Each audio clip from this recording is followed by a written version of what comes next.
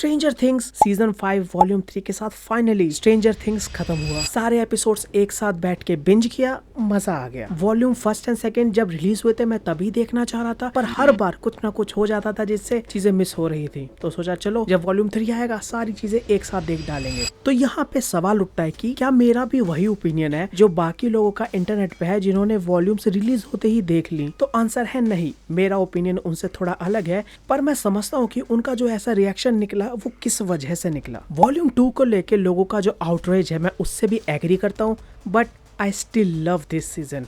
Episode 7 की जो rating है मैं उससे एग्री नहीं करता, और इस एपिसोड की रेटिंग इतनी कम क्यों है इसका रीजन भी आगे डिस्कस करेंगे। स्ट्रेंजर थिंग्स सीजन 5 तीनों वॉल्यूम मिला के ओवरऑल कैसी है, और साथ ही इंटरनेट पे इससे रिलेटेड इतने डिवाइडेड ओपिनियंस क्यों है, सारी चीजें इस वीडियो में डिस्कस करेंगे। तो सीजन 5 की जो कहानी है वो सीजन 4 के एंडिंग के कुछ समय बाद चालू होती है, जहाँ पे सीजन 4 का कांड करने के बाद अब वेकना गायब हो चुका है। जो हमारी टीम है बार बार अपसाइड डाउन में जाके उसको ढूंढती रहती है। ढूंढ के वो कई एक्सपेडिशंस कर चुकी है पर उनको वेकना का पता नहीं चला है। सीजन की शुरुआत में हम देखते हैं कि हमारे हीरोज फिर से अपसाइड डाउन में जाने की तैयारी कर रहे हैं। वहां से लेके वो कैसे वेकना को ढूंढते हैं, फाइनल बैटल कैसी होती है और ओवरऑल कहानी एंड कैसी होती है, यही हम इस सीजन में देखते हैं। इस सीजन में जितनी भी बढ़िया चीजें हैं सब की सब एक तरफ और इसकी स्टोरी टेलिंग एक तरफ। वीडियो के स्टार्टिंग में जब मैंने कहा कि मैंने इसको बिंज किया तो मैंने लिटरली बिंज किया 9 घंटे स्ट्रेट। पूरी सीरीज को इतने अच्छे से लिखा गया है, स्क्रीन प्ले इतना बढ़िया है, एडिटिंग इतने अच्छे से किया गया है कि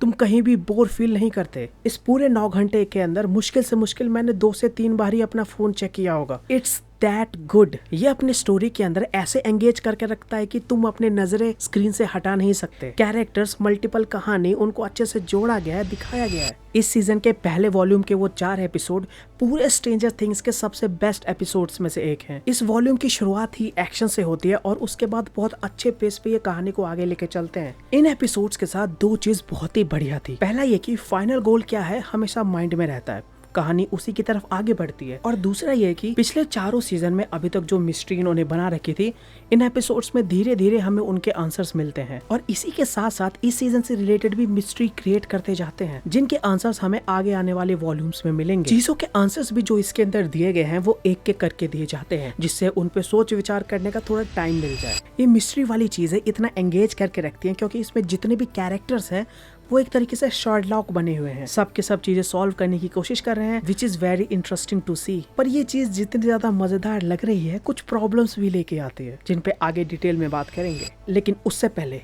इस कैरेक्टर के ऊपर बात करना बेहद जरूरी है। I love that character, Derek. Stranger Things का ये परंपरा रहा है कि वो लोग हर सीजन में एक नया कैरेक्टर लेके आता है जिसको पूरा इंटरनेट पसंद करेगा। इस परंपरा को इन्होंने इस सीजन में भी निभाया है। इस कैरेक्टर की राइटिंग और पर्सनैलिटी के अलावा इसको आर्क कितना अच्छा दिया गया है कि देख के मजा आता है। जब पहली बार तुम इसको स्क्रीन पे देखोगे तुम्हें नफरत होगी इस कैरेक्टर से, पर जैसे जैसे कहानी आगे बढ़ती है तुम इस कैरेक्टर के बारे में और जानते हो, जैसे चेंजेस इसके अंदर आते हैं, ये सिचुएशंस को जैसे हैंडल करता है, भाई तुम इस कैरेक्टर को पसंद किए बिना रह ही नहीं सकते। इस कैरेक्टर की सबसे बढ़िया बात थी इसके डायलॉग्स। ऐसी ऐसी जगहों पे इसको ऐसे ऐसे डायलॉग्स दिए कि सुन के ही मजा आता है। बंदे की परफॉर्मेंस भी काफी बढ़िया थी। इस पूरे सीजन के ही डायलॉग्स को काफी अच्छे से लिखा गया है, और ये चीज स्पेशली मेंशन करना जरूरी है क्योंकि इस बार के डायलॉग्स पे एक एक्स्ट्रा फ्लेवर तुम्हें देखने को मिलता है। हर बार कोई ना कोई एक पंच लाइन डाल देंगे जो बहुत क्लेवर तरीके से आएगी। वो जोक नहीं होगा पर तुम सुन के मुस्कुरा दोगे, और कई कई जगहों तो बस मिस भी कर दोगे अगर तुम ध्यान नहीं दे रहे हो तो। वर्ड प्ले काफी अच्छे से किया गया है। जैसे जो मर्फी का कैरेक्टर है वो लाइट जलाने जाता है तो बोलता है let there be light. Robin का कैरेक्टर एक बार कहता है कि इनर नियांडरथल्स, और ये जिस पॉइंट पे आता है तुम हंस हंस के पागल हो जाओगे। लूकस का कैरेक्टर एक जगह कहता है कि सक इट आर्मस्ट्रॉन्ग। ये छोटे छोटे से डायलॉग्स जो इन्होंने सीन के बीच में घुसा रखे हैं सुन के बड़ा मजा आता है। पर इन क्लेवर ट्रिक्स के साथ इन्होंने कई जगहों पे जो डायलॉग्स हैं उनको बहुत ज्यादा डम कर दिया है और कुछ जगहों पे बहुत ज्यादा खींच दिया है। और मैं ऐसा क्यों कह रहा हूँ, रीजन है वॉल्यूम 2।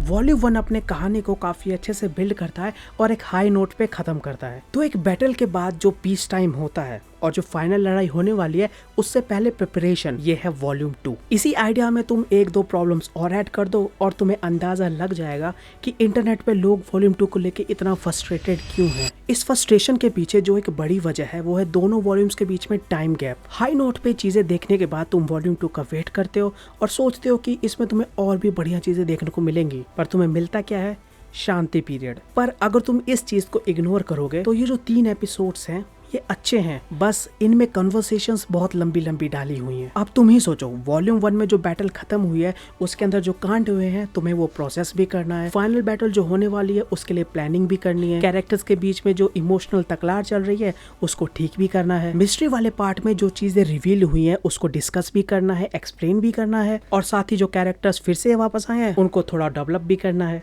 इन्हीं सब चीजों की वजह से ये फीलिंग आती है कि इनमें डायलॉग बाजी कुछ ज्यादा ही है। पर ये बात तो मानूंगा कि इसके अंदर जितने भी कन्वर्सेशंस हैं उनको थोड़ा एक्स्ट्रा लंबा खींचा हुआ है, और ये सारी चीजें एक प्रॉब्लम बन के उभरती ही तब है जब तुम इन 3 एपिसोड्स को सेपरेटली देखते हो एज अ वॉल्यूम 2। इस वॉल्यूम 2 के अंदर एक सीन है जो कि तुम्हारा दिमाग घुमा के रख देगी। विल का ये सीन है जहाँ पे वो अपने कैरेक्टर से रिलेटेड एक बहुत बड़ी चीज रिवील कर रहा है। जब इस सीन की शुरुआत होती है तो वहाँ पे डायलॉग्स इतने लंबे लिखे हुए हैं, इतने ज्यादा लिखे हुए हैं कि तुम बोल पड़ते हो कि भाई जल्दी बोल, कल सुबह पनवेल निकलना है। बट यही सीन जब एंड होगा तुम इमोशनल हो जाओगे। इस सीन को ऐसा रखा क्यों, ये भी सेंस बनाता है क्योंकि इसका डायरेक्ट इम्पैक्ट पड़ता है फाइनल बैटल पे। पर इस सीन में जो रिवील होने वाला है उसके हिंट इन्होंने पहले ही इतने ज्यादा दे दिए थे, तुम ऑलरेडी समझ गए थे कि ये रिवील है क्या। तो इसको फिर से इतना ज्यादा फोर्स करके बुलवाना सही था या नहीं, तुम यहाँ पे कंफ्यूज होते हो। और यही माइंड बॉगलिंग है क्योंकि राइटर्स इस चीज का आगे जाके सेंस भी ले आते हैं, और यही बात इस सीन को इतना ज्यादा पैराडॉक्सिकल बना देती है। पहले तो ये कि ये सीन सेंस नहीं बनाता क्योंकि जो बात इसमें रिवील होने वाली है हमें पहले से पता है, पर ये सीन नेसेसरी है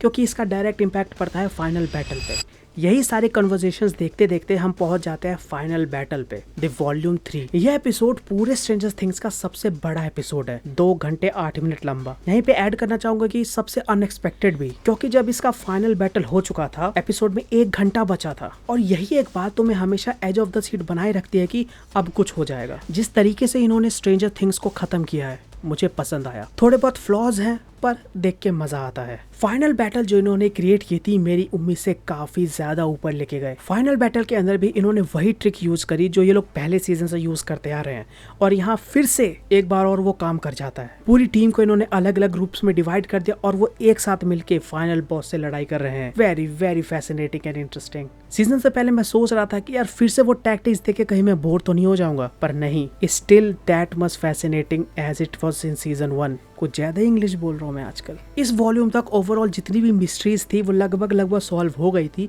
लेकिन फाइनल बैटल में जो रिवील आते हैं उनको भी देख के अच्छा लगता है। अच्छे से सेटअप कर दिया था और डिलीवर भी काफी बढ़िया से किया। VFX भी काफी हार्ड जाता है, कुछ जगह लगेगा कि हम VFX देख रहे हैं, पर ओवरऑल जो इसका बजट है काफी अच्छी चीजें डिलीवर करी। एल और वेकना की जो फाइनल बैटल है उसको भी ये लोग इंटरेस्टिंग बनाने में काफी हद तक कामयाब हो जाते हैं। लेकिन इस पूरे बैटल में एक बहुत बड़ी डिसअपॉइंटमेंट है वेकना, स्ट्रेंजर थिंग्स का मेन विलन वेकना। जैसे इसको इंट्रोड्यूस किया था और जैसे इसको फिनिश किया, चीजें मैच नहीं हो रही है। सबसे पावरफुल विलन को नर्फ करके रख दिया है। यूं तो इस सीजन में उसके बारे में बहुत सारी चीजें कही गई हैं, वो दिमाग पढ़ लेता है, सारी की सारी मेमोरीज उसके पास हैं, वो हमेशा बुरी मेमोरी ही दिखाता है, पर बंदा एक भी काम सक्सेसफुली कर ही नहीं पाता। इन सबसे बड़ी वेकना को लेके प्रॉब्लम ये है कि वो विलन करना क्या चाहता था ये अच्छे से कभी क्लैरिफाई हुआ ही नहीं। सीजन खत्म हो गया है, वो एक चीज करना चाहता था पर उसके पीछे उसका आइडिया अच्छे से ट्रांसलेट नहीं हुआ। समझ ही नहीं आया कि वो जो कर रहा है उसके पीछे उसका मोटिव क्या है। एक डायलॉग देके इस चीज को इन्होंने निपटा दिया,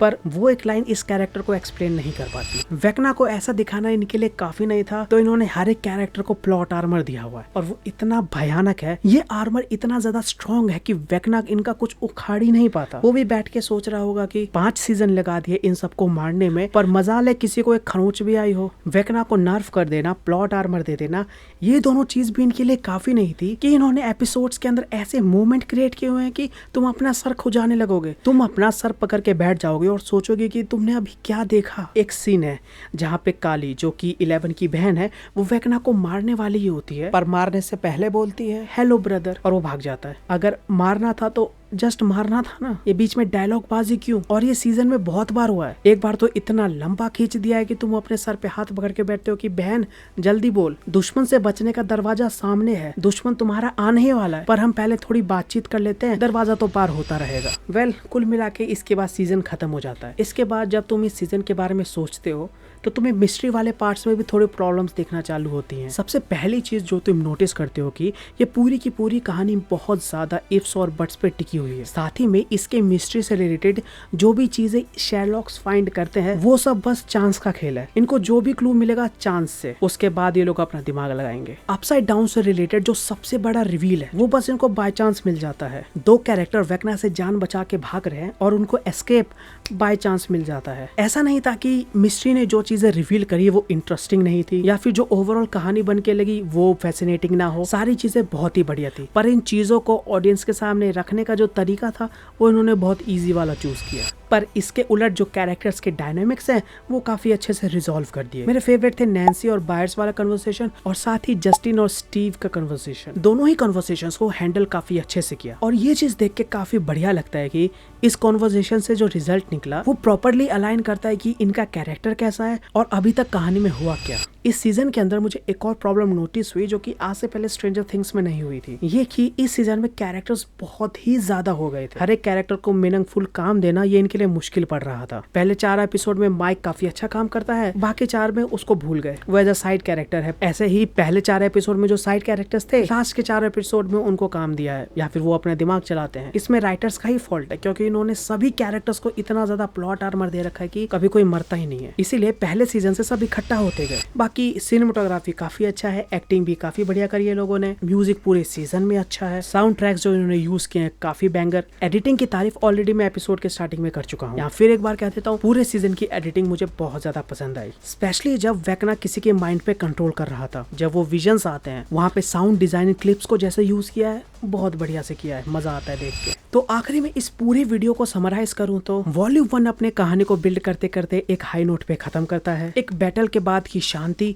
और फाइनल बैटल से होने वाली प्लानिंग, ये है वॉल्यूम 2, जहाँ पे हमें थोड़े लंबे कन्वर्सेशंस देखने को मिलते हैं, कभी कभार वो थोड़े खिंचे हुए भी लगते हैं। और हम फाइनल बैटल देखते हैं वॉल्यूम 3 में, जहाँ पे फाइनल बैटल को अच्छे से दिखाया गया और साथ ही में एक प्रोलॉग दिया गया जिसको देख के तुम्हें क्लोजर मिल जाएगा। प्रॉब्लम्स में जाए तो कैरेक्टर्स को प्लॉट आर्मर बहुत ज्यादा दे रखा है, मिस्ट्री वाली एलिमेंट सॉल्व हो जाते हैं चांसेस के ऊपर, और जो मेन विलन है वेकना उसको थोड़ा नर्फ कर दिया। बट ये सारी चीजें एक फैक्ट को डिनाई नहीं कर सकते कि स्ट्रेंजर थिंग्स सीजन 5 की स्टोरी टेलिंग कमाल की है। 9 घंटे बैठा रहा और पता भी नहीं चलता वो कब चले गए। तो ओवरऑल कहूँ तो सीजन 5 एक वेल रिटन सीजन है, काफी अच्छा, बस कैरेक्टर्स को प्लॉट आर्मर थोड़ा एक्स्ट्रा दिया हुआ है। तो ये थे मेरे thoughts stranger things season 5 volume 1, 2 और 3 को लेके। तुम्हारे क्या ओपिनियन है नीचे कमेंट्स में बताओ एंड सब्सक्राइब।